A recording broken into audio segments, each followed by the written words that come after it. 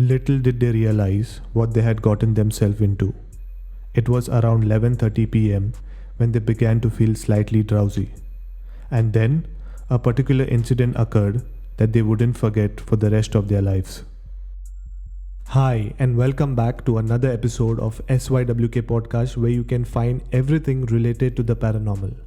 Did you check out the first part of the Goa horror series where I shared the history and mystery of the Three Kings Church? If you haven't, then please do. The link is in the description. Now, talking about today's episode, since you know I don't spread blind faith or superstition on my channel, and before releasing an episode, I fact check everything so that you get genuine stories, and in the end, you enjoy my content only for entertainment purpose. And since in my previous episode we learned about the history and mystery of the Three Kings Church, I wanted to know if the church is really haunted or it's just a myth. And after a lot of research, which just took 5 minutes, I found an interesting and real life experience of a couple at the Three Kings Church from my favorite book, which is called The Haunted. And the best part, it is written by India's top paranormal investigator, Mr. Jay Alani, and India's top horror author, Mr. Neil De Silva. So I'm going to narrate a story of Vikas and Sunidhi, and they shared their experience with Jay Alani. It's going to be my voice, but it's beautifully written by Neil De Silva. So before I start with the narration, please don't forget to subscribe to my channel. It will really help me grow. And if you're listening to this episode on YouTube, give it a like and comment below your feedback. Now, let's get started.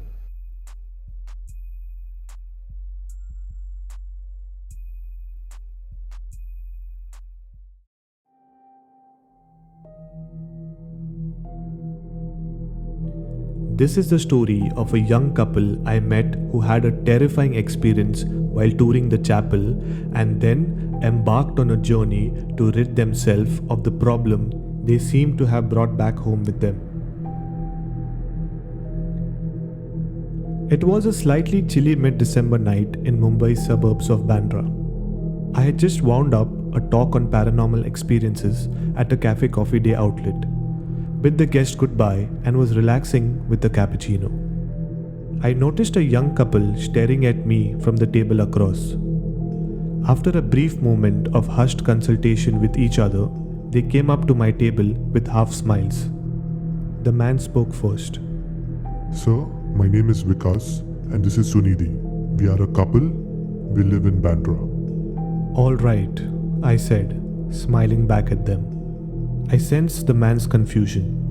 He clearly wanted to say more, and I wanted him to take his time.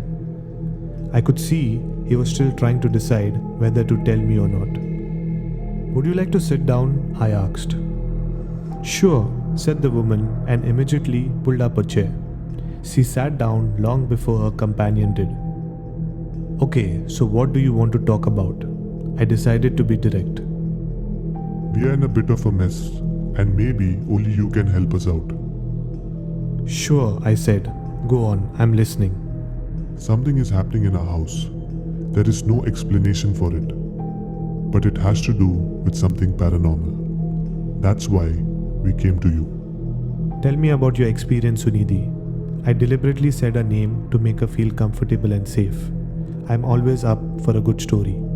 Only that this isn't a story, if you don't mind, she said quickly. This thing has made our life hell. Let's start then, I said. So it is about this time we went to Goa last year. And here's how their story rolled out. Almost a year ago, in December 2016, Vikas and Sunidhi were in Goa. Avoiding all the tourist traps of North Goa, they decided to put in the relatively quieter Madgaon in South Goa. Then they heard about the Three Kings Chapel in Kanchulam. A hotel guide told them intriguing things about the place. The chapel dates back to the 16th century. It is a beautiful Portuguese structure tucked away in one of the most forgotten parts of Goa. When the hotel guide described the serene and beautiful chapel and called it a must-visit attraction, the young couple were keen on a visit. The couple started from Madgaon on their motorbike. asking directions from locals since map apps did not show the shortest routes or even the correct routes in most cases. It was nearing evening when they reached the chapel. Standing in the proximity of the imposing structure, the couple felt elevated. Whatever they had heard about the place did not do justice to how beautiful it really was. The couple stood in awe for long, deeply moved, feeling a strong sense of reverence, soaking in the silence of the chapel. Vikas and Sunidhi did not realize how they passed 2 hours in this wondrous place. But as the sun began to set, a man materialized almost out of nowhere and began urging all visitors in a polite but firm voice to leave the place. The couple did not wish to leave the serene atmosphere so early in the evening though, and requested whether they could wait a little longer. But the man was quite adamant, insisting that the chapel needed to be locked and that the premises weren't safe as they might be visited by stray dogs. Heaving a sign of despair, the couple walked out, even as the man produced a large lock and shut the heavy arched doorway with an audible bang.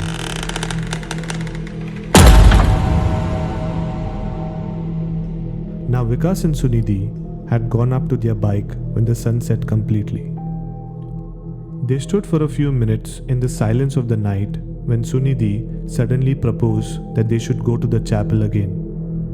"We have come from so far, let's spend some more time in there," she told her companion. Vikas was outraged by the suggestion at first, but eventually gave in. So back into the chapel they walked, this time more excited than before, but also making sure that nobody was watching them as they tried to find a way in. Sunidhi almost squealed aloud in delight when she found a window that hadn't been bolted from the inside. With a twinkle of mischief in her eyes, she clambered in first and then helped Vikas in as well. She led him to the last pew and they sat there, hand in hand as they had been earlier. The chapel looked different now. In just a matter of minutes, it had plugged into darkness and the only light was the blue-tinted moonlight filtering in through the windows. They walked around the place, talking, giggling, standing close to each other, taking in each and every minute detail.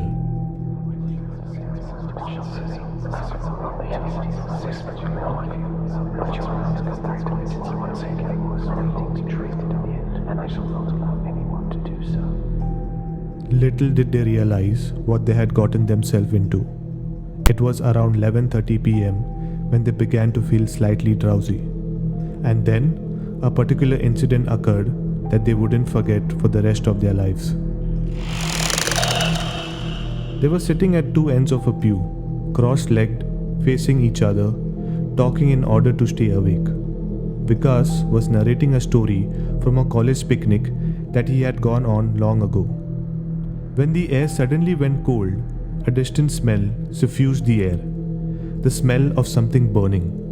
Vikas froze mid-sentence and looked at Sunidhi with an expression of the greatest fear. "What is it?" she asked, the darkness not allowing her to see his expression clearly right away. But Vikas was dumbfounded. He raised a finger and pointed at her. Don't turn, he said in a feeble voice. Immediately, Sunidhi felt a shiver run down her spine. "You're scaring me, Vikas," she whispered. "Stop your prank." Don't look back. "Why? What's there?" I see. And he stopped talking abruptly. He could not voice it, at least not at that moment. But he did see it. Standing right behind Sunidhi was a tall hooded figure with arms folded, hovering over a foot in the air.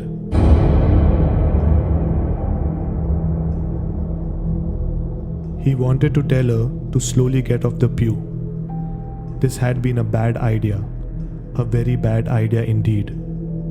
And even as Vikas kept looking, under its hood, the figure's lips curled into a creepy smile.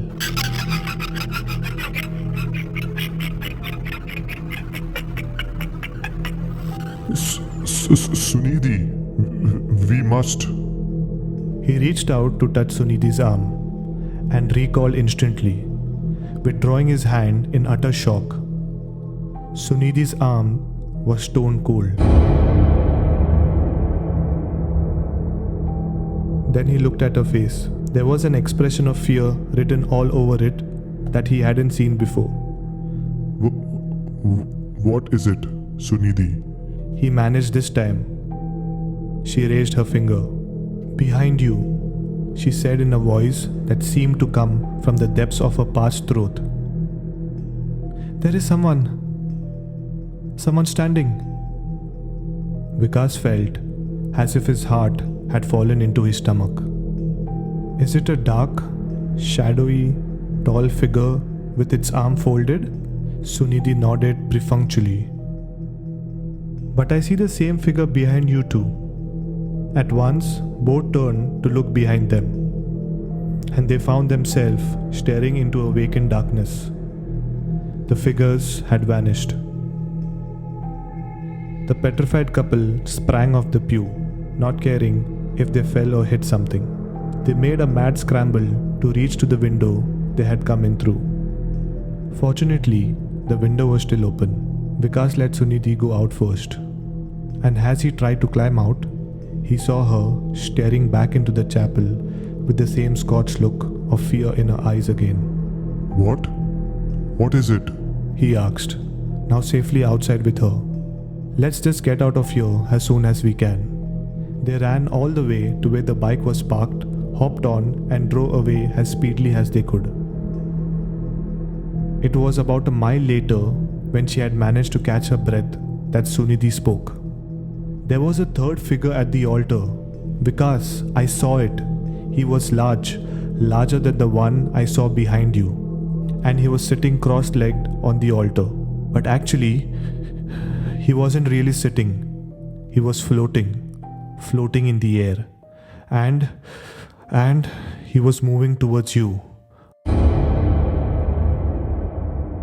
And we got out of Goa the next day itself, though we had planned to stay for a week. Sunidhi ended her tale. But the story did not end there, Said Vikas. What do you mean? He looked at Sunidhi once before continuing. We believe that something came back with us that night, and it has been with us ever since. I leaned forward. What is this something? We don't know, but it's there in the house. When we are alone, we can hear it. Footsteps, someone banging on the door, and when we go to open it, nothing, just cold wind. Sometimes a foul stink in the bathroom, right in the middle of a fragrant bath. This thing, whatever it is, has taken away the happiness of the house. We believe, Jai, that all of this is caused by the spirit or whatever it is. Sunidhi finished. Would you please come to our house and take a look? My interest was aroused, I admit.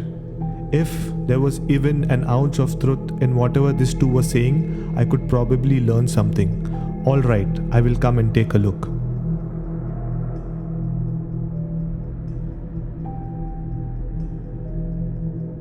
Well, to know what happens next, you will need to read the book Haunted. The book's link is in the description. Sorry guys, I can't narrate the full story, but I can tell you one thing for sure. It gets creepier and scary when Jai Alani goes to Vikas and Sunidhi's apartment. And the ending will really freak you out. So go buy the book, and if you would like to read more horror stories, check out Neil D'Silva's books. He is one of the best in the Indian horror genre. Also, I have interviewed Neil D'Silva and Jai Alani on my channel. All the links are in the description. Go check it out, and if you enjoy my work, please don't forget to support me by liking, sharing, and mainly subscribing to my channel. Thanks for listening, and let me know in the comments what next should I cover in my Goa horror series. And if you enjoy my work, please don't forget to mainly subscribe to my channel. It will really help me grow. Like this video if you're listening to this on YouTube. Share this episode with your friends and family. Thank you for listening, and see you in my next episode with the next part of the Goa horror series.